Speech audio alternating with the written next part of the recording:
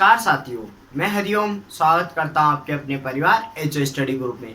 देखो साथियों, आज हम बीज अर्थात सीड पर चर्चा करेंगे कि बीज क्या होता है, इसके क्या क्या अवयव होते हैं, यह मृदा में कैसे अंकुरित होता है, वह इसका जर्मिनेशन प्रतिशत क्या होता है, इसमें पाए जाने वाली अशुद्धि को क्या कहते हैं, वह बीजों का अंकुरण व निर्माण कैसे होता है। इन सभी पर आज की वीडियो में हम चर्चा करेंगे। देखो साथियों, मैं इन सबको बताने से पहले आपको कुछ विशेष बातें बता देता हूं ताकि उससे आपका क्या है पूरा बेसिक कंप्लीट हो जाए। फिर वापस से मैं आपको उनको बोर्ड पे लिख के बताऊंगा तो आपको समझ में आ जाएगा। मैं आपको ट्रिक के जरिए भी याद करा दूंगा, वह आपका बेसिक फैक्ट के जरिए भी याद करा दूंगा। अगर आप हमारे चैनल पर नए हैं तो हमारे चैनल को सब्सक्राइब कीजिए, नए नोटिफिकेशन के लिए बेल आइकन को प्रेस कीजिए। वह वीडियो आपको अच्छा लगे तो लाइक व कमेंट करके बताना कि वीडियो कैसा लगे। अब देखो साथियों, मैं आपका कुछ बेसिक कंप्लीट करा रहा हूँ। एक बार मैं बोलूँगा,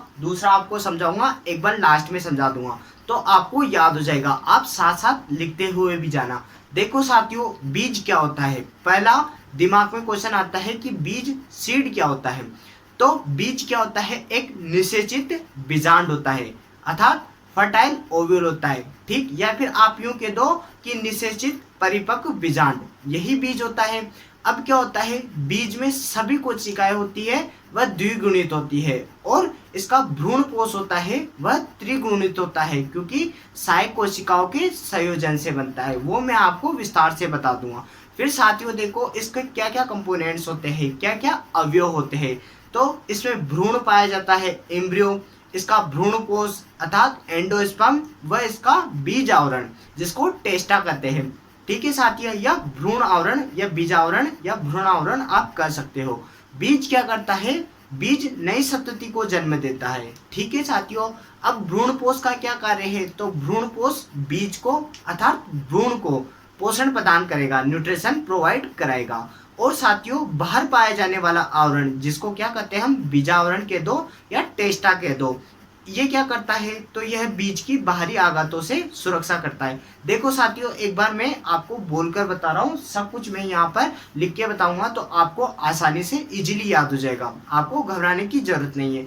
फिर साथियों हम देखेंगे कि बीज का अंकुरण कैसे होता है, कि जर्मिनेट कैसे होता है। जैसे एक बीज है, आपने उसको लिया और भूमि के अंदर डाल दिया। अब क्या करेगा बीज, भूमि की नमी जो भी होगी उसको क्या करेगा, एब्जॉर्ब करेगा, अवशोषित करेगा और अपने आकार में वृद्धि करेगा। वृद्धि करने के बाद क्या होगा, उसमें जिब्रेलिन हार्मोन बनेगा।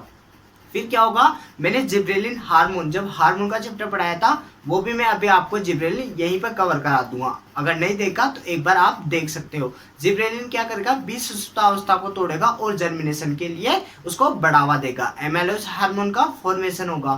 फिर देखो साथियों, सब कुछ विस्तार से बताऊंगा। एक बार मैं जनरली यूं ही बता रहा हूँ, आपको धीरे धीरे सब कुछ याद हो जाएगा, बस आप लिखते हुए जाना। ट्रिक के जरिए भी बताऊंगा और आपको जनरली लिखोगे तो भी याद हो जाएगा। फिर क्या होगा, उसमें स्टार्च बनेगी, फिर माल्टोज बनेगी। माल्टोज क्या होती है, अंकुरित शर्करा होती है। डाइसैकेराइड होता है, ग्लूकोज प्लस ग्लूकोज के निर्माण से, डाइग्लाइकोसाइडिक बंध के निर्माण से क्या बनता है, माल्टोज बनता है। फिर साथियों बीज अंकुरित हो जाएगा। फिर हमने अंकुरण के बाद देखेंगे कि बीज का निर्माण किस आधार पर देखेंगे हम, कि बीज का वर्गीकरण देखेंगे निर्माण के आधार पर, ठीक है साथियों। वो कैसे होता है उसको भी हम ट्रिक के जरिए याद करेंगे कि मूल केंद्रक बीज होता है, प्रजनक बीज होता है, आधार वगैरह पंजीकृत और प्रमाणित बीज होते हैं। इनके बारे में विस्तार से चर्चा करेंगे, इनके टैग देखेंगे, इनका निर्माण कहाँ से होता है व इनकी आनुवंशिक शुद्धता कितनी होती है। फिर साथियों हम देखेंगे कि सीड इंडेक्स क्या होता है व सीड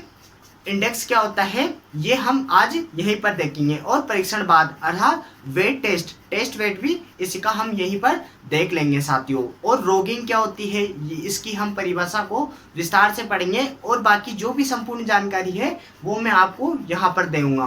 बस आप बने रहे व जुड़े रहिए हमारे चैनल से, आपके अपने परिवार एचओ स्टडी ग्रुप पे। देखो साथियों, अब सब कुछ मैं आपको लिख के बोर्ड पे समझाता हूँ। आ जाओ साथियों हमारे बोर्ड पे। अब देखो साथियों, पहला क्वेश्चन दिमाग में क्या बनता है कि सीड क्या होता है, अर्थात सीड क्या होता है। तो हम पहले यही देख लेते हैं कि बीज, अगर आपको देखो साथियों छोटा दिखे तो मैं बोलता हूं तो आप वहां से नोटिस कर लेना। बस आप ये है कि साथ साथ नोट करते हुए जाना, इससे क्या होगा, आपको फायदा होगा। पहला क्वेश्चन दिमाग में क्या बना साथियों कि सीड बीज क्या होता है। तो मैंने क्या कहा कि बीज एक निषेचित बीजांड होता है, निषेचित बीजांड होता है, या फिर आप कह दो कि निषेचित परिपक्व बीजांड होता है, निषेचित परिपक्व बीजांड होता है। ठीक है साथियों, ये बीज होता है। और बीज को हमने इसकी परिभाषा देख ली। बीज क्या करता है, बीज क्या है, पौधे का निर्माण करता है। जो भी बीज पौधे होते हैं अर्थात बीज से बनने हैं, ये उनका आधार मान लो, क्योंकि बिना आधार के अगर बीज नहीं होगा तो वह कैसे उगेंगे। तो बीज क्या होते हैं, निषेचित फर्टाइल बीजांड होते हैं, ओविल होते हैं वह निषेचित परिपक्व बीजांड होते हैं। ठीक है साथियों, अब क्या होता है, इसके अवयव देखो साथियों, बीज के अवयव, बीज के अवयव कंपोनेंट्स। अब साथियों बीज के अवयव क्या क्या होते हैं, ये हम 3 पढ़ेंगे। देखो साथियों 3 क्या क्या पढ़ेंगे। एक तो भ्रूण होता है, क्या होता है इसके अंदर, एक तो भ्रूण अर्थात एम्ब्रियो होता है। एक इसमें भ्रूण पोष होता है, भ्रूण पोष। ठीक है साथियों, एक इसका बाहरी आवरण अर्थात भ्रूण आवरण, भ्रूण आवरण, या फिर आज आप बीज आवरण कह सकते हो, बीज। ठीक है साथियों, या मैं इसको टेस्टा लिख सकता हूं। अब देखो साथियों, मैं आपके 2 टर्म यहीं पर कवर करा देता हूं। टेस्टा क्या होता है, वह टिग्मा क्या होता है, टेस्टा वह टिग्मा। क्योंकि साथियों कभी कभी क्या है, ये भी पूछ लिया जाता है। देखो बीज का बाहरी आवरण मैंने लिख दिया कि बाहरी आवरण तो क्या कहलाता है, बीज का बाहरी आवरण टेस्टा कहलाता है। वह उसके बाहर अंदर वाला भाग होता है आंतरिक भाग। बीज का आंतरिक भाग क्या कहलाता है, तो साथियों वह टिग्मा कहलाता है। कभी कभी ये भी क्वेश्चन पूछ लिया जाता है, बाहरी भाग तो टेस्टा और आंतरिक भाग टिग्मा कहलाता है। ठीक है साथियों, अब देखो भ्रूण, भ्रूण का क्या कार्य है, तो यह नई संतति को जन्म देता है, जन्म देता है।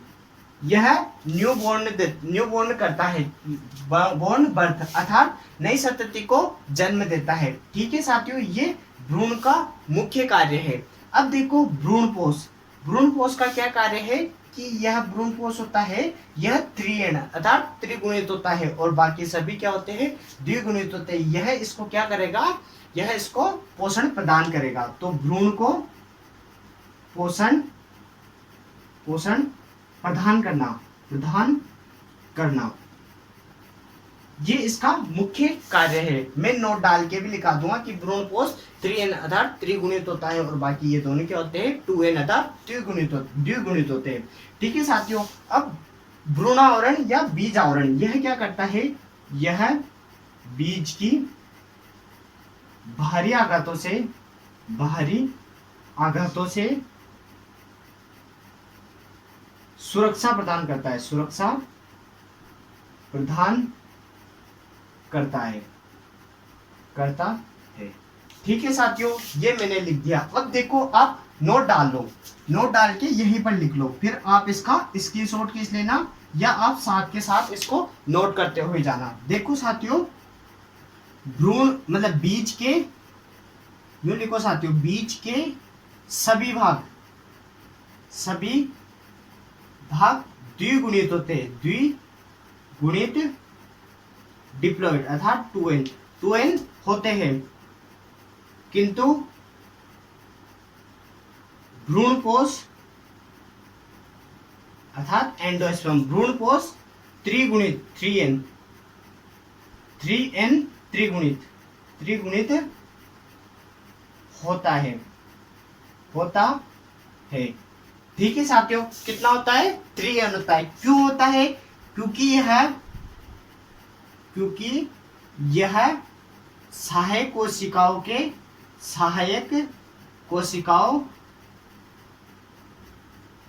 के निर्माण से बनता है, सहायक कोशिकाओं के निर्माण से बनता है।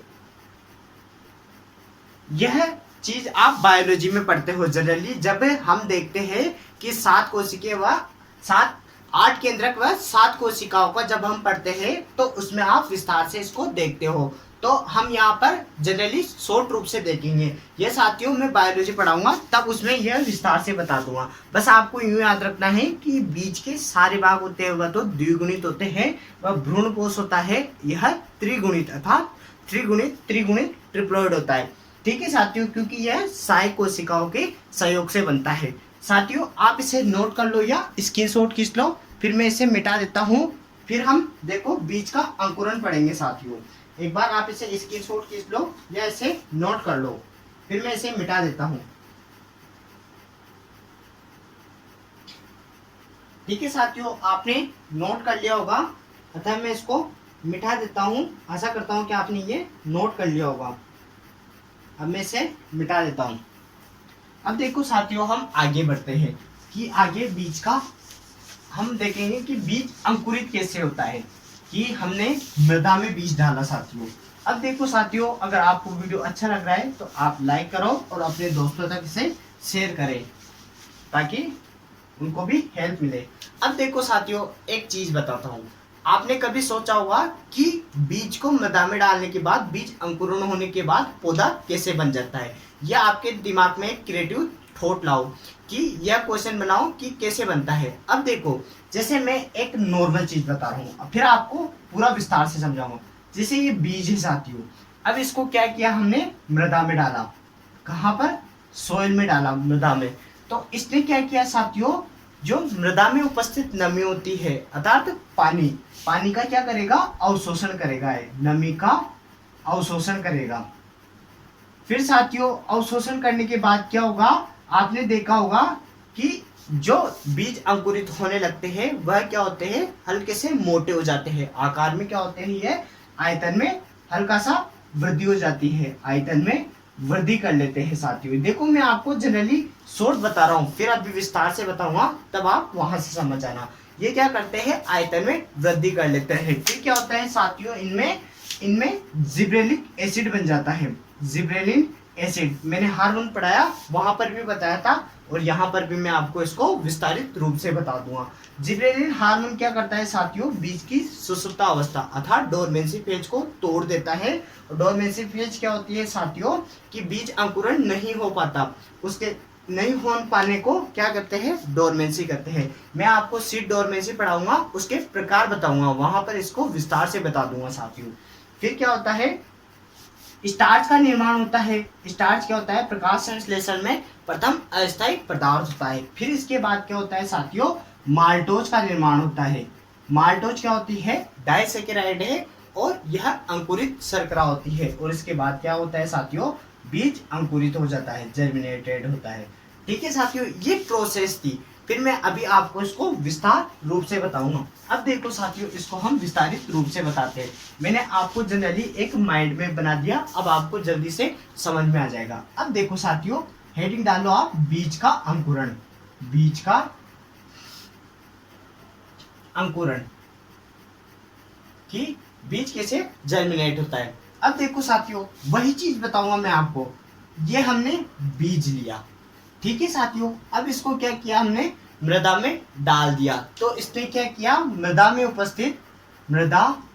उपस्थित नमी का अवशोषण। इसने क्या किया, मृदा में उपस्थित नमी को अवशोषित कर लिया। अब इसने अवशोषण किया, इसकी प्रक्रिया का क्या नाम है, तो इसने अंतःचूषण अर्थात इनहिबिशन मेथड से इसने क्या किया, मृदा से जल को सूख लिया अर्थात चूस लिया। तो इसने क्या किया, अवशोषित कर लिया। ठीक है साथियों, अब इसने नमी को अवशोषित करने के बाद क्या हुआ, ये हल्का सा फूल गया अर्थात आयतन में वृद्धि। आयतन में वृद्धि अर्थात इसका वॉल्यूम क्या हो गया साथियों, इंक्रीज हो गया। ये कितना बढ़ जाता है, लगभग 60 से 70% इसका आयतन इंक्रीज हो जाता है। अब साथियों क्या होता है, देखो अब साथियों इसमें क्या होता है, आयतन में वृद्धि हुई तो इसमें जिब्रेलिन हार्मोन का जिब्रेलिन हार्मोन को क्या है साथियों, हम GA3 से इंडिकेट करते हैं। जनरली जिब्रेलिन एसिड लगभग GA1 GA2 GA3 ऐसे करके लगभग 120 से ऊपर तक है। तो साथियों क्या होता है, सबसे ज्यादा काम आने वाला हार्मोन जिब्रेलिन GA3 है, इसलिए हम इसको इंडिकेट भी GA3 से करते हैं, जिब्रेलिन एसिड। तो जिब्रेलिन हार्मोन का निर्माण, अब क्या हुआ साथियों, बीज में जिब्रेलिन हार्मोन का निर्माण हो गया। तो देखो साथियों, अब इसके क्या क्या कार्य है। तो जिब्रेलिन हार्मोन क्या करेगा, बीज सुषुप्ता अवस्था को तोड़ता है। बीज सुषुप्ता, मैं आपको शीट डोरमेंसी पढ़ाऊंगा तब वहां पर विस्तार से बता दूंगा। बीज सुषुप्ता अवस्था को तोड़ता है, तोड़ता है, ठीक है। और ये क्या करेगा, एमाइलेज हार्मोन का निर्माण करेगा, निर्माण करता है, ठीक है साथियों। इसके क्या, इसके दो काम है। अब देखो साथियों, मैं क्या है आपको जिब्रेलिन एसिड बता देता हूँ थोड़ा सा, ठीक है, फिर मैं इसको मिटा दूंगा ताकि आपकी क्या है जहन में हमेशा ये रहेगा। जिब्रेलिन आपने अगर नहीं देखा हो तो भी आपको कोई बात नहीं, एक बार आप प्लांट हार्मोन वाला चैप्टर देख आना। अब देखो मैंने क्या कहा था, ज आया, ज अर्थात जापान, आपको क्या याद रखना है, जापान। और जे का क्या याद रखना है आपको, जापान में क्या चल रही थी, JCB चल रही थी।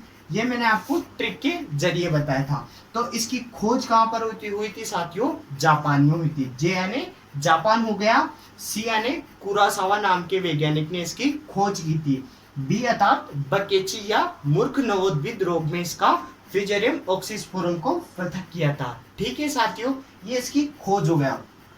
फिर मैंने साथियों क्या बताया था आपको, शब्द में ही पूरा कार्य बता देता। ब आए हैं, ब अर्थात बीज अंकुरण को प्रेरित करना, बीज अंकुरण को प्रेरित करना। देखो साथियों, यहाँ तो मैं शॉर्ट बता रहा हूँ, छोटा लिख रहा हूँ, अगर आपको नहीं दिख रहा तो आप, मैं बोल रहा हूँ वहां से समझ जाना। बीज अंकुरण को प्रेरित करता है, वह बीज सुषुप्ता अवस्था को तोड़ता है, बीज सुषुप्ता अवस्था को तोड़ता है। और क्या करता है, बोल्टिंग इफेक्ट भी इसी से संबंधित है। और साथियों न से क्या किया था हमने, नर पुष्पों की संख्या बढ़ाता है, नर पुष्पों की संख्या बढ़ाता है। ये किसे बढ़ाता है, कुकुरबिट्स कुल में, कुकुरबिट्स कुल में बढ़ाता है। तो साथियों ये हमने इसका देखा था। अब हम देखो आगे, मैंने आपको जनरली बता दिया, एक बार आपने नहीं देखा तो आप क्या है एक बार पादप हार्मोन वाले चैप्टर में जाकर देख सकते हो, ठीक है साथियों। अब क्या हुआ, स्टार्च का निर्माण हुआ, स्टार्च। अब स्टार्च क्या है, स्टार्च यह प्रकाश संश्लेषण फोटोसिंथेसिस प्रक्रिया में बनने वाला प्रथम अस्थायी पदार्थ है। प्रकाश संश्लेषण प्रक्रिया में बनने वाला प्रथम अस्थायी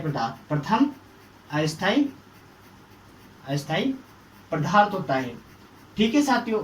अब ये क्या करता है, यह माल्टोज में कन्वर्ट हो जाता है, माल्टोज। अब माल्टोज क्या है साथियों, एक डाइसेकेराइड होती है। क्या होती है यह, डाइसेकेराइड,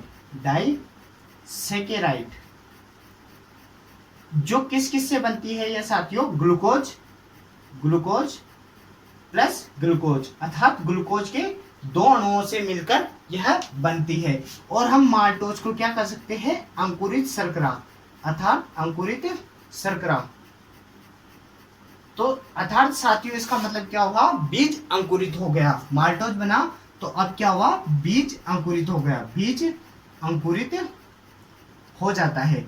तो ये साथियों इसकी प्रोसेस थी। आपको आशा करता हूं कि ये इजीली समझ में आ गया होगा। मैंने बहुत ही आसानी से क्या हुआ आपको लगभग समझा दिया। जैसे बीज था उसको भूमि में डाला तो उसने क्या है अंतः शोषण विधि से जल को एब्जॉर्ब किया और अपने आकार में अर्थात 70 से 80% या 60 से 70% उसने क्या किया, अपनी वॉल्यूम में इंक्रीज कर लिया, आयतन वृद्धि हो गई। उसके बाद क्या हुआ, जिब्रेलिन हार्मोन का फॉर्मेशन हुआ। यह क्या करता है, सीड डोरमेंसी को हटा देता है और एमाइलेज हार्मोन का फॉर्मेशन करता है। फिर साथियों देखो स्टार्च का निर्माण होता है जो कि फोटोसिंथेसिस क्रिया में बनने वाला प्रथम अस्थायी पदार्थ होता है। यह किस में कन्वर्ट होता है? माल्टोज। इसको कहते हैं हम अंकुरित शर्करा कहते हैं। अर्थात इसका मतलब क्या हुआ साथियों कि बीज अंकुरित हो गया। आप इसको ऐसा का ऐसा ही नोट कर लो, फिर मैं इसे मिटा देता हूँ साथियों। फिर हम आगे बढ़ते हैं कि बीज का निर्माण पढ़ेंगे साथियों, वह भी बीज के प्रकार पढ़ेंगे, वह भी निर्माण के आधार पर। आप इसे एक बार नोट कर लो साथियों, फिर मैं इसे मिटा देता हूं। एक बार आप इसे स्क्रीनशॉट खींच लो या फिर मैं इसे मिटा देता हूं साथियों।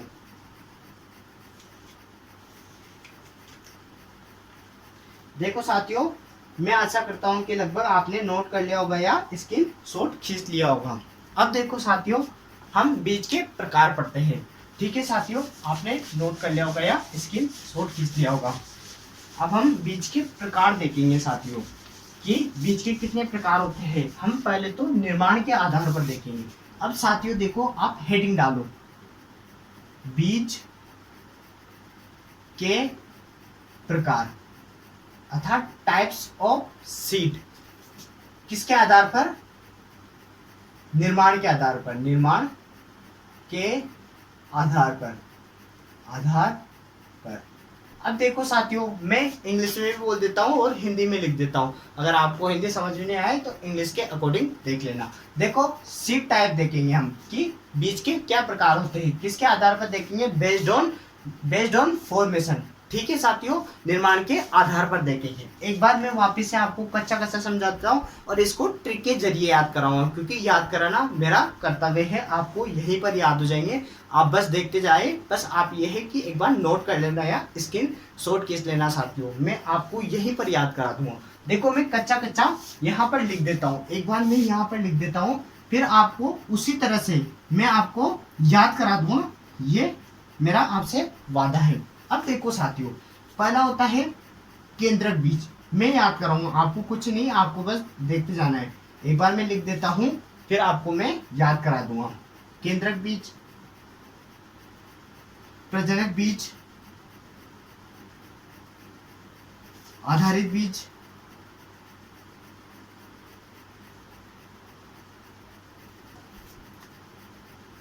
पंजीकृत बीज,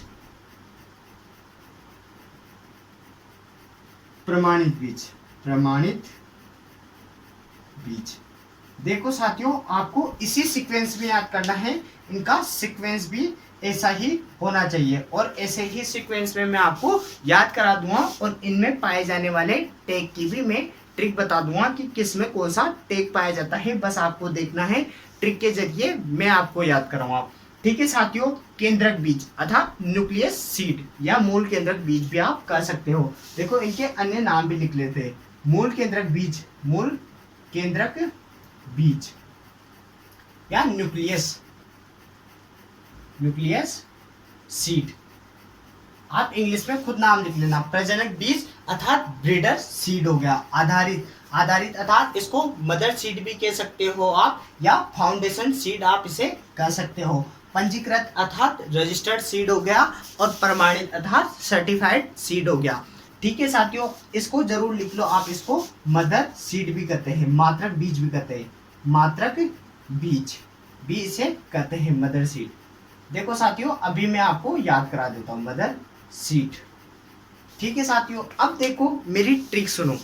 आप ट्रिक के जरिए याद कर लो या ऐसे याद करना चाहे ऐसे याद कर लो, कोई फर्क नहीं पड़ता, बस आपको याद होना चाहिए। और इनके टैग वगैरह ये सब कुछ मैं याद कराऊंगा। इनका निर्माण कैसे होता है, इनमें आनुवंशिक शुद्धता कितनी पाई जाती है, ये सब कुछ मैं आपको यहीं पर अभी इसी वीडियो में याद करा दूंगा। अब देखो साथियों, मेरी ट्रिक सुनो कि आपको एक बार मैं लिख देता हूँ ट्रिक, फिर आपको वह मैं याद करा दूंगा। ठीक है साथियों, मैं बोलते जा रहा हूँ, वैसे ही आप एक बार इसे बोलते हुए जाओ, आपको सब कुछ याद हो जाएगा। केदार के जनक ने अपना आधार कार्ड व पंजीकृत प्रमाण पत्र भी बनाया। ये साथियों हमारी ट्रिक है। आपको इजीली याद हो जाएगी। एक दो बार आप लिखोगे तो आपको याद हो जाएगी। केदार क्या है? एक लड़का है और इसके जनक, जनक अर्थात किसे कहते हैं? पिता को कहते हैं। तो इसके पिता का क्या किया? इसने आधार कार्ड बनाया व पंजीकृत प्रमाण पत्र बनाया। ये साथियों हमारी ट्रिक है। कौन है? केदार एक लड़का है, इसने अपने जनक अर्थात अपने पिता का क्या बनाया?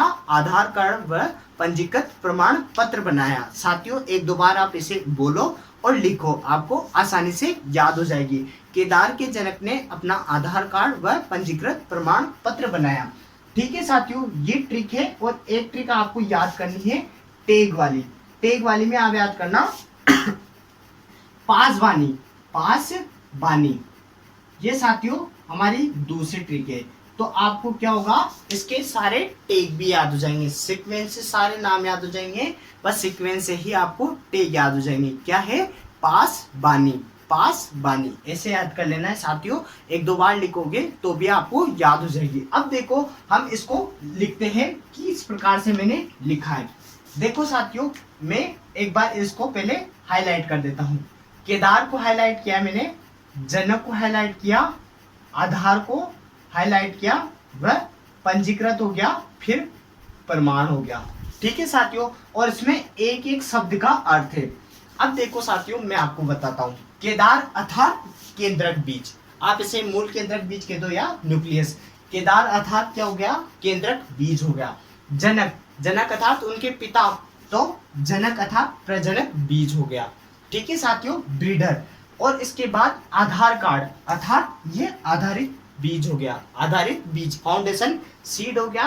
पंजीकृत, पंजीकृत हो गया, रजिस्टर्ड सीड हो गया। और प्रमाणित, ये प्रमाणित बीज हो गया। देखो साथियों, सीक्वेंस से आपको यहीं पर याद हो गया।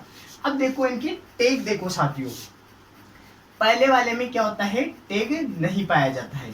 ठीक है साथियों, उसके बाद देखो उसके बाद साथियों इनके टेग देखो। इनके टेग की ट्रिक भी मैंने आपको याद कराई है। पासबानी, क्या? पासबानी।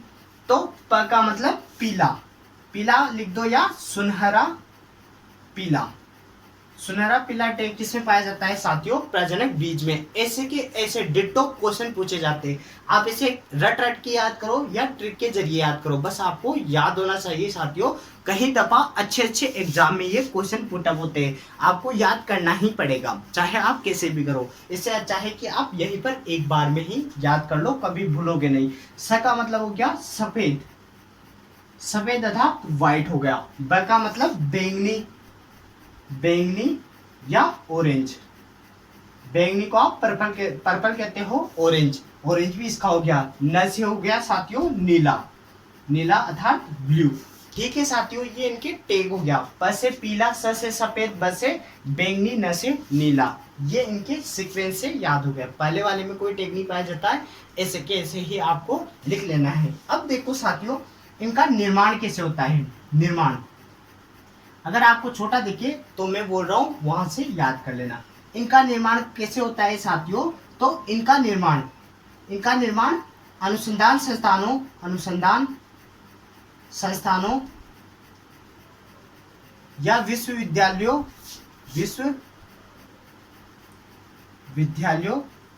या प्रजनकों के द्वारा होता है, जो कि इनको उत्पादित करते हैं। अर्थात जो वैज्ञानिक होते हैं, वैज्ञानिकों के द्वारा, वैज्ञानिक या प्रजनकों के द्वारा इनका निर्माण होता है। ठीक है साथियों, इनका निर्माण हो गया।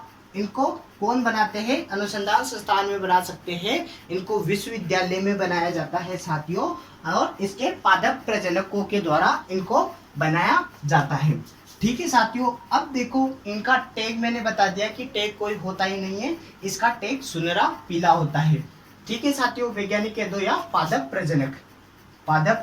प्रजनक द्वारा इनको बनाया जाता है। और इनकी आनुवांशिक शुद्धता देखो, आनुवांशिक शुद्धता अर्थात जेनेटिक प्योरिटी। इसकी जेनेटिक प्योरिटी कितनी होती है साथियों? 100% होती है। ये आप ध्यान रखना। ठीक है साथियों, आपको छोटा दिखे तो मैं एक बार और रिवाइज करा दूंगा, उसके बाद आप स्क्रीनशॉट खींच लेना या साथ के साथ नोट करते हुए चले आओ। देखो साथ, अब इसका निर्माण देखो, इनका निर्माण कैसे होता है साथियों? विश्वविद्यालयों विश्वविद्यालयों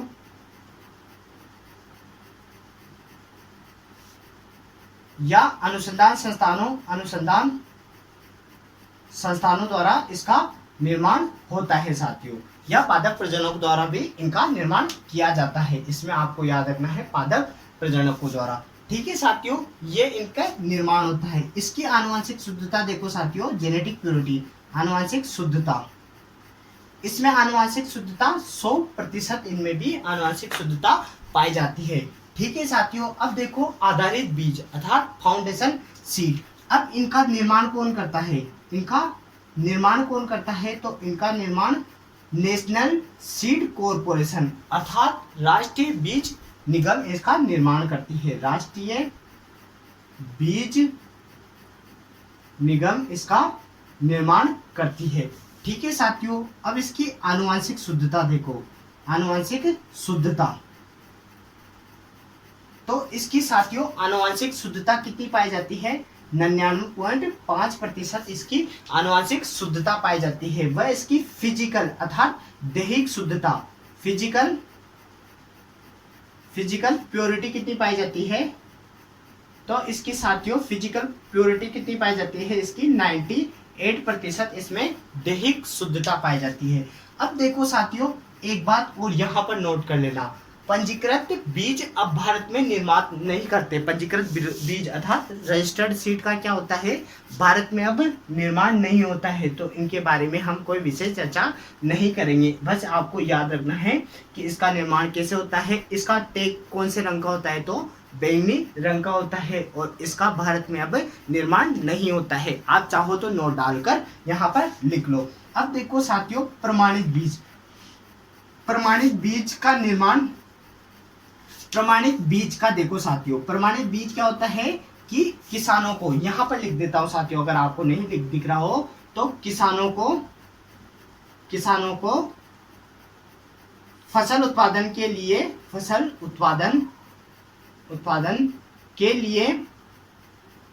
लिए प्रदान किए गए बीज, प्रदान अर्थात दिए गए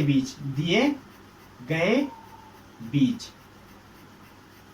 कैसे होते हैं? तो वह प्रमाणित बीज कहलाते हैं, और इनका निर्माण पंजीकृत बीज से या आधारित बीज से होता है। ठीक है साथियों, किसान क्या है? अपना क्रॉप प्रोडक्शन करता है, फसल उत्पादन करता है, तो उनके लिए जो बीज प्रोवाइड कराए जाते हैं वह बीज कौन से होते हैं? तो वह प्रमाणित अर्थात सर्टिफाइड बीज होते हैं। अब साथियों इनकी आनुवंशिक शुद्धता देखो, आनुवंशिक शुद्धता देखो साथियों, तो इनकी आनुवंशिक शुद्धता 98% से 99.1% होती है, 99.1% होती है। इनकी आनुवंशिक शुद्धता कितनी होती है साथियों? जेनेटिक प्योरिटी 98% से 98.1% होती है। ये हो गया सर्टिफाइड बीज। इनका निर्माण नहीं होता है। एक बार मैं देखो क्विक रिवीजन करा रहा हूँ, फिर आप क्या है इसका स्क्रीनशॉट खींच लेना। सेम डिटो ऐसे का ऐसे ही आपको याद करना है। ठीक है साथियों, एक बार मैं आपको बता देता हूँ कि साथियों हमने क्या ट्रिक देखी कि केदार के जनक ने अपना आधार कार्ड व पंजीकृत प्रमाण पत्र बनाया। ये आपको याद करनी ही पड़ेगी, आप लिख के याद कर लो। केदार अर्थात केंद्रक बीज हो गया, के जनक अर्थात प्रजनक हो गया, आधार कार्ड अर्थात आधारित बीज हो गया, पंजीकृत हो गया, और प्रमाण पत्र अर्थात प्रमाणित हो गया। ठीक है साथियों, फिर टैग की याद करनी है आपको, पासबानी अर्थात पीला, सफेद, बैंगनी व नीला। पहले में कोई टैग नहीं पाया जाता है, फिर सीक्वेंस से वैसा का वैसा लिख दो। सुनहरा, पीला, सफेद, ये बैंगनी या नीला, इसको आप ऑरेंज भी याद कर लेना। ठीक है, इनका निर्माण अनुसंधान संस्थानों, पादप प्रजनकों, वैज्ञानिकों या विश्वविद्यालयों द्वारा होता है। इन दोनों में 100% जेनेटिक प्योरिटी पाई जाती है, और टैग इसका सुनहरा, पीला, और इसका निर्माण भी वैसे ही होता है। ठीक है साथियों, आधारित बीज, फाउंडेशन सीड क्या होता है? इनको मात्रक बीज भी कहते हैं या मदर सीड भी कहते हैं, और यह नेशनल सीड कॉरपोरेशन अर्थात राष्ट्रीय बीज निगम द्वारा निर्माण किए जाते हैं, और इसके आनुवंशिक शुद्धता 98.5% होती है। इसका निर्माण भारत में नहीं होता है, ये चाहो तो नोट डाल के लिख लो। इसका साथियों नीला टैग होता है और यह किसान को क्रॉप प्रोडक्शन अर्थात फसल उत्पादन के लिए यह बीज प्रोवाइड किया जाता है या दिया जाता है। और इनकी आनुवंशिक शुद्धता कितनी पाई जाती है? 98 से 99.1%। आप चाहो तो 99.1% भी आप मान सकते हो, ये तो मिनिमम मैंने आपको बताई है। आप देखो ऐसा कैसा स्क्रीनशॉट खींच लो या इसे नोट कर लो साथियों, फिर हम आगे चर्चा करते हैं। आप ऐसा का ऐसा ही इसे नोट कर लो साथियों। फिर मैं इसे मिटा देता हूँ, फिर आपको कुछ चीज़ बताता हूँ कि रोगिन क्या होती है, सीड इंडेक्स क्या होता है, वह टेस्ट वेट क्या होता है साथियों। फिर हम आगे अगले वीडियो में चर्चा करेंगे। आप इसे एक बार ऐसा का ऐसा ही लिख लो।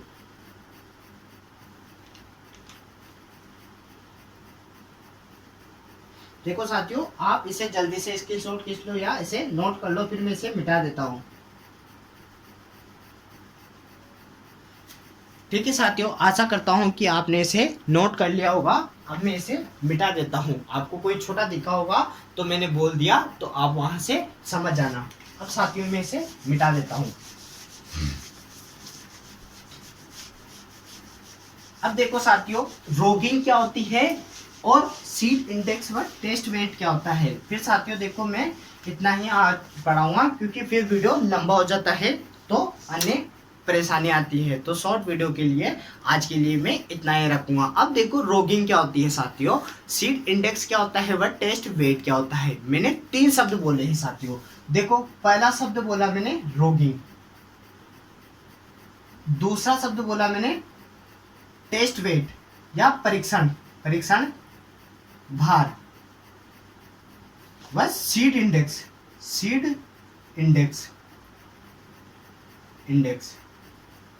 ठीक है साथियों, इनको शॉर्ट रूप से बताता हूं और आसानी से आपको समझ में आ जाएगा।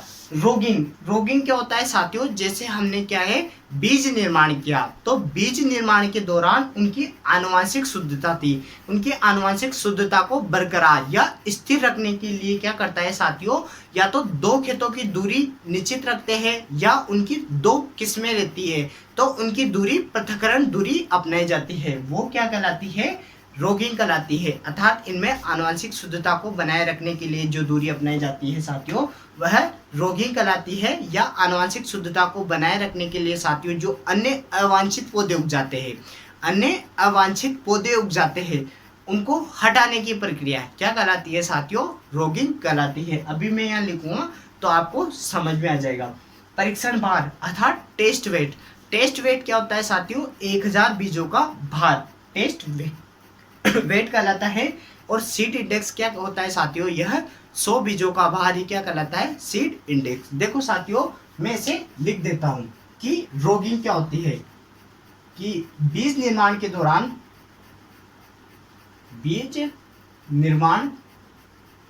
दौरान आनुवंशिक शुद्धता को अर्थात जेनेटिक प्योरिटी, आनुवंशिक शुद्धता को बनाए रखने के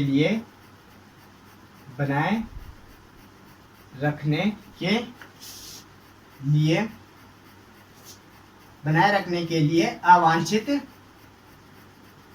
अवांछित पौधे की किस्मों को हटाने की प्रक्रिया क्या कहलाती है साथियों? तो यह रोगिंग कहलाती है। जैसे मैं आपको उदाहरण देकर बताता हूं साथियों।